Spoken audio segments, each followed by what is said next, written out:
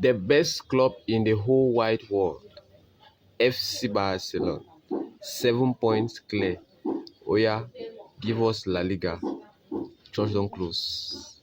Hello guys, post-match analysis. Athletico de Madrid 1, FC Barcelona, the best club in the whole wide world. The club having the best player in the whole wide world 2. I'm very happy. I'm very happy.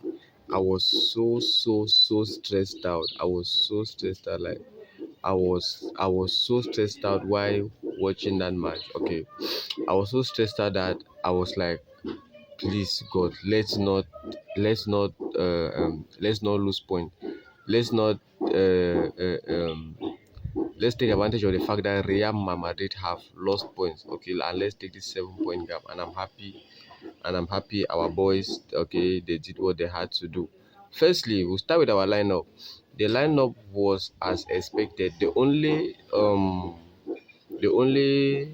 new setting in the lineup was Hansi Flick using Dani Olmo as a false nine, okay, instead of maybe Ferran Torres or Robert Lewandowski. Okay, that's the only that was the only new thing that happened in the game. Actually, that lined up the idea of using Dani Olmo as a false nine. At the beginning, I thought it was going to be a bad idea. I thought it wasn't really the best thing to do. But along the line, okay, it was actually a good idea because along the line I saw 2 or 3 switch of position. The first switch of position I saw was Dani Olmo dropping deep in the midfield position to pick up balls while Femi Lopez runs into the space that Dani Olmo have left behind him, runs into the space, okay, to receive balls and try to do 1 or 2. Okay, we saw that during the Lamine Yamal's action where he had to, woof, where he nutmeg Nico, okay, and immediately he nutmeg Nico and gave the Trivela pass, okay, to Fermin Lopez. Okay, that's the first switch I saw. So because Dani Olmo dropping deep, okay, gave opportunities to Rashford, we're going to talk about him, and Lamine Yamal to have space, and Fermin running in, okay, as the number 9. And also, Dani Olmo dropping deep also gave opportunities. When he drops deep, okay, he picks up the ball. Fermin Lopez will drop as a number 10. Rashford runs in to Dani Olmo's place and to play as a number 9, while Dani Olmo now covers up Rashford's position at the wings. Okay, while Lamine Yamal too still has space, okay, to play. Those were the 2 switches that I saw. Okay, but generally our first 20 minutes were excellent. Okay, the midfield overload, because when Daniel Mo drops into the midfield, we'll have 4 midfield, and the midfield overload was very good. We had a total excellent game with possession. Okay, it was good. I saw the 1, 2, 3, 4 passes, okay, that we were doing. It was so good. But the only inconvenience with that style of play was that we lacked a 9 in the ball, because there are 2 chances where somebody squared in passes into the box. There was nobody to, that Lewandowski kind of goal that he just puts the leg and just hits the ball to enter.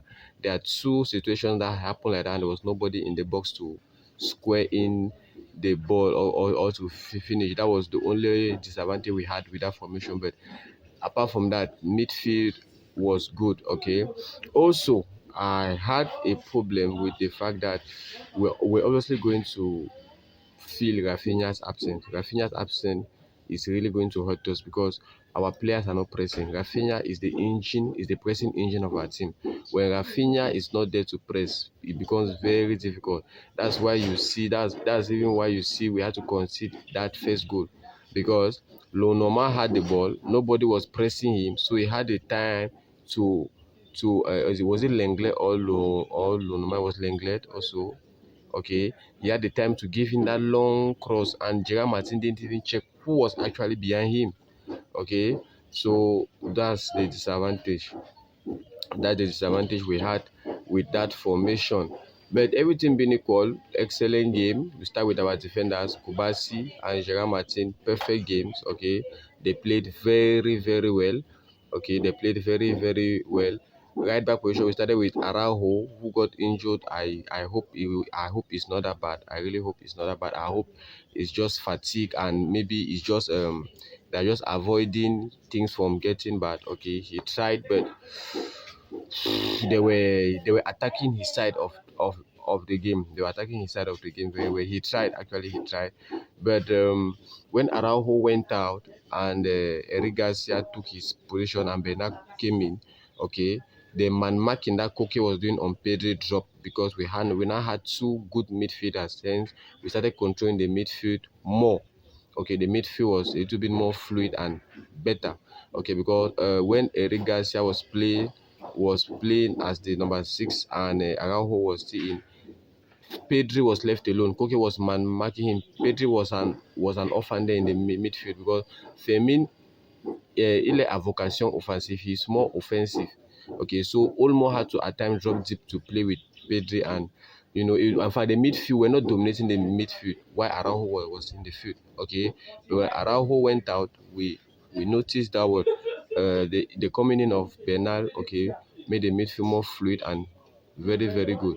Okay, so Bernard came in, did what he had to do, and also got injured. I still want to hope there's nothing serious. I've not yet seen the news to see how far it is, but I just hope it is nothing serious.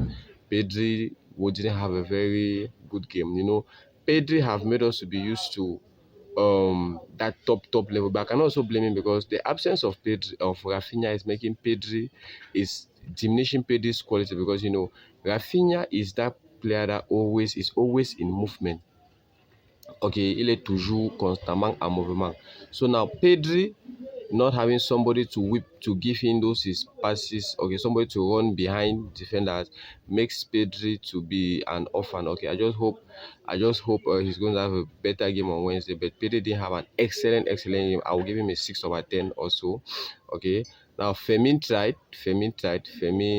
with his combativity, with his aggressivity. He did what he had to do. Okay, but I think he made two mistakes. There are two situations that Femi was supposed to pass the ball to Rashford, and he chose to play it himself, which is I didn't appreciate that.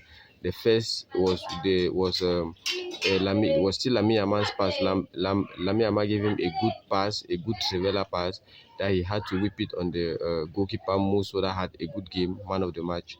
Okay, and the second one was still Lamine Yamal Trivela pass that he took it and the defender online peut déstabiliser. But he could give those two balls to Rashford. Maybe Rashford could have done something with it. Okay. Now Olmo had a nice game when he was dropping deep. It designated through, but he had to do it. He was dropping deep to pick up balls and distribute it to others that were on the field. Now for the attackers, I'll start with Rashford. Rashford is trying to live up to expectation. Trying to because if you notice where Rashford had an excellent first half, a mid second half. And I think that's why Hansi Flick had to substitute him because he was already getting maybe tired or relatively useless during the game. Useless, quote and unquote, please, quote and unquote. Okay, that he was already getting tired and useless in the game. So I think that's why Hansi Flick had to substitute him.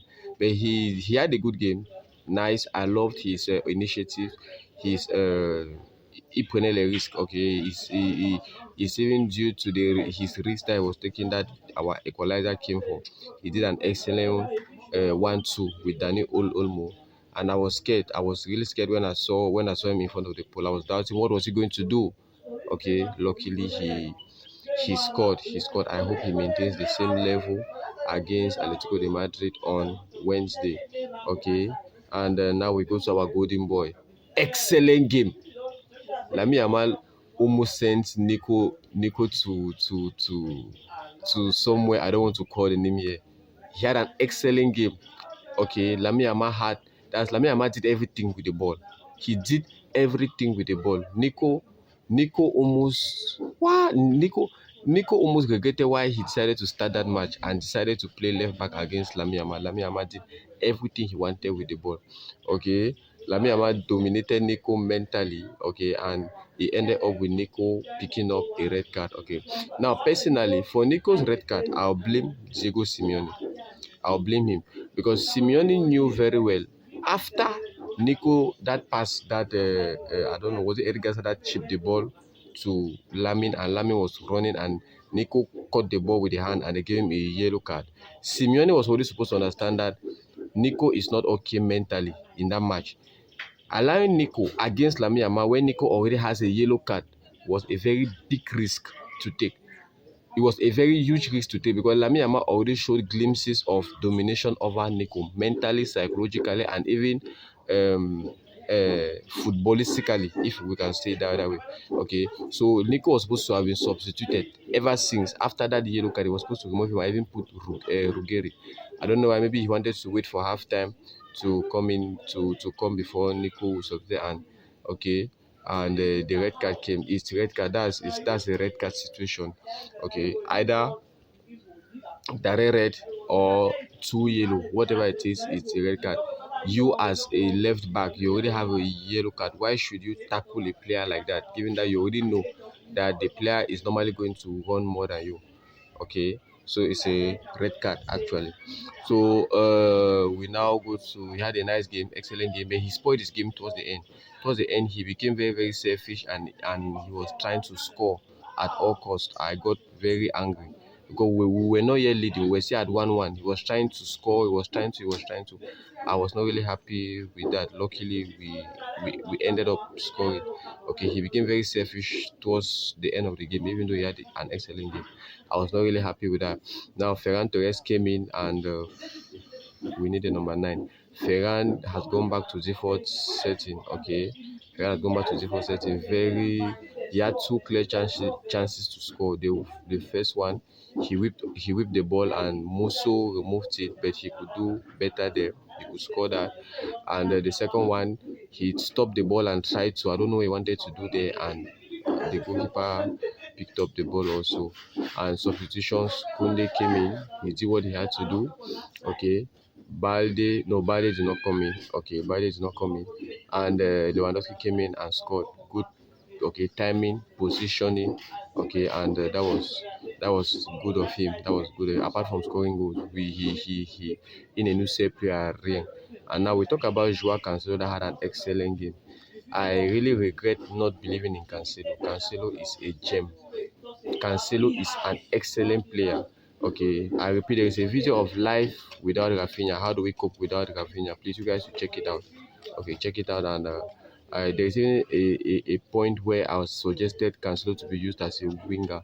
Our second goal came from Cancelo. The work he did there, what he did to that Athletico de Madrid player, it was so excellent. But it was obvious, like I said in our pre-match analysis, Simeone will prefer to lose that match. He has nothing to lose. Okay, La Liga is no more in the La Liga race, so he will prefer to lose the match than maybe risk his players. You saw Alvarez didn't come in, Lookman didn't come in.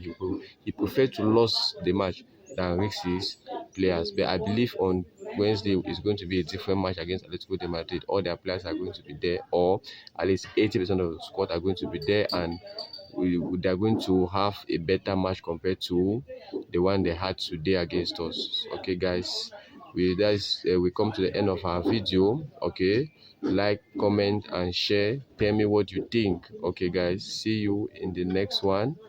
Peace. Visca Barça, Visca Catalonia.